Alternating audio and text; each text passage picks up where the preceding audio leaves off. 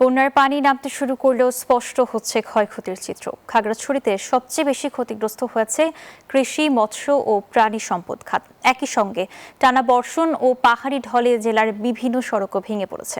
দীঘিনালা উপজেলার মেরুং, কবাখালী ও বোয়ালখালী ইউনিয়নে ক্ষয়ক্ষতির পরিমাণ সবচেয়ে বেশি। জহুরুল আলমের তথ্য ও চিত্রের ডেস্ক রিপোর্ট।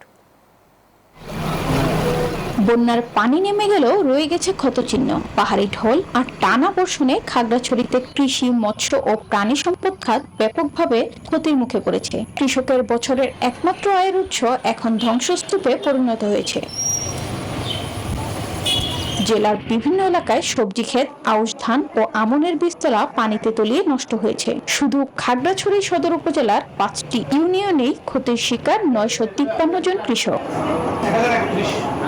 ফসলের পাশাপাশি নষ্ট হয়েছে গোখাদ্য ও মাছের ঘের। ঋণের বোঝা নিয়ে দিশেহারা কৃষক। সরকারি সহায়তা ও প্রণোদনা পেলে আবারও ঘুরে দাঁড়ানোর আশা তাদের। বসুন্ধরা টিস্যু, অশুদ্ধতার বিরুদ্ধে এক বিন্দুও ছাড় নয়।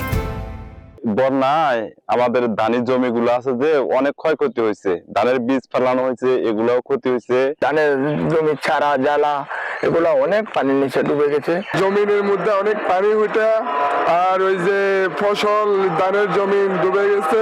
ক্ষতিগ্রস্ত কৃষকদের তালিকা করে প্রণোদনা দেওয়ার আশ্বাস কৃষি বিভাগের। কৃষকদের মাঝে আমরা সামনে যে প্রণোদনা কার্যক্রমগুলো, বিশেষ করে গ্রীষ্মকালীন সবজি আমাদের যে বাকি আছে ওটা আমাদের ক্ষতিগ্রস্ত কৃষকের মাঝে দিয়ে আমরা কিছুটা ক্ষতি পোষাতে পারবো। আর সেই সাথে আমরা যদি কিছু সহায়তা কৃষকদেরকে দিতে পারি, সেজন্য আমরা ঊর্ধ্বতন কর্মকর্তাকে জানিয়েছি।